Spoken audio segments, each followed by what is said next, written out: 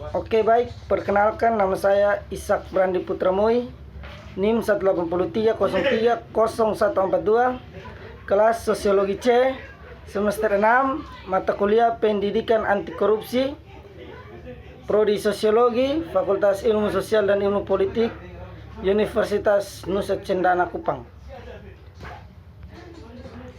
Di video kali ini saya akan sedikit menjelaskan tentang artikel yang saya buat yang berjudul Akar Terjadinya Korupsi di NTT.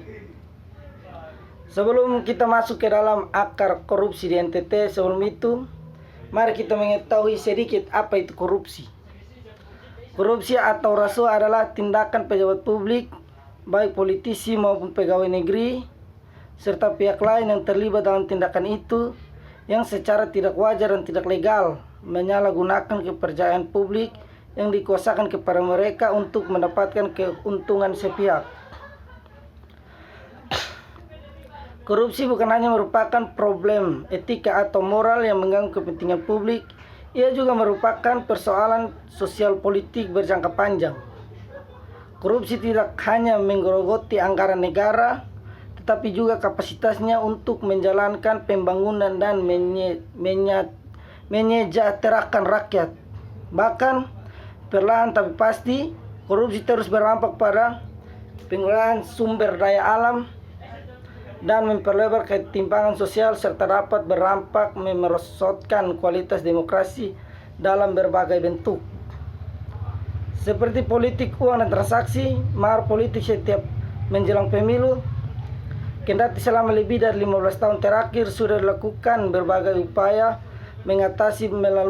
mengatasinya melalui sistem peradilan khusus dengan Komisi Pemberantasan Korupsi atau KPK yang berada di garda depan serta melakukan reformasi kelembagaan dan upaya pencegahan melalui misalnya berbagai program tata pemerintahan yang baik dan pengawasan pembangunan yang bertumpu pada partisipasi kontrol publik, akuntabilitas dan transparansi.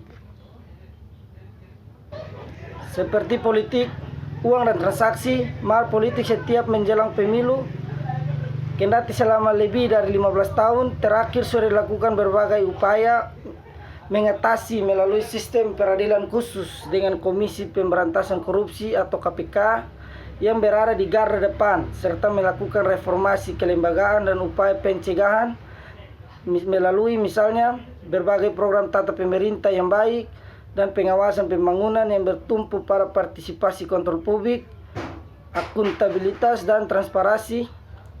Namun sering dengan meningkatnya magnitud dan skala pembangunan sosial ekonomi, kuantitas korupsi yang tercermin dari banyaknya pengungkapan dan pengadilan kasus-kasusnya juga meningkat drastis dan meluas.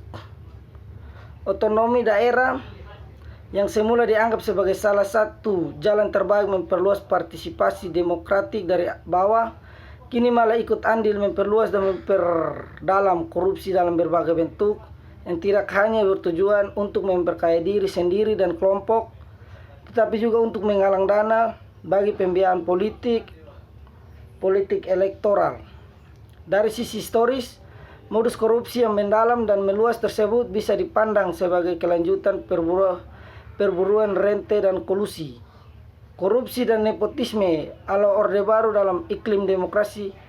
Prosedur dialog Prisma kali ini yang dipandu oleh Ismi Haddad berupaya memetakan masalah dan menggali berbagai penyebab dan modus korupsi. Akar korupsi menurut Ketua Komisi Pemberantasan Korupsi KPK Firly Bahuri mengingatkan tentang akar korupsi yang berawal dari minimnya integritas. Kalau kita bicara tentang korupsi, orang bisa korupsi karena dia tidak berintegritas. Karena rumus korupsi sama dengan kekuasaan tanpa kesempatan kurang integritas. Kebanyakan kasus korupsi yang ada di NTT terjadi karena beberapa faktor seperti yang pertama keserakahan, yang kedua pengungkapan, yang ketiga sistem penyelenggaraan negara yang keliru, keempat kompensasi PNS yang rendah, Kelima, pejabat yang serakah. Yang ketujuh, law enforcement tidak berjalan. Yang ke-8, pengawasan yang tidak efektif. 9, tidak ada keteladanan pemimpin. Yang ke-10, budaya masyarakat yang konduktif KKN.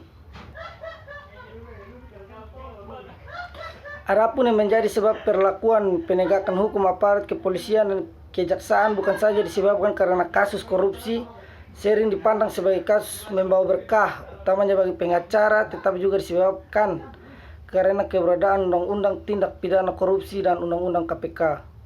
Sikap dualisme dalam pemberantasan kejahatan korupsi sebagaimana diatur dalam Undang-Undang Tindak Pidana Korupsi dan Undang-Undang KPK.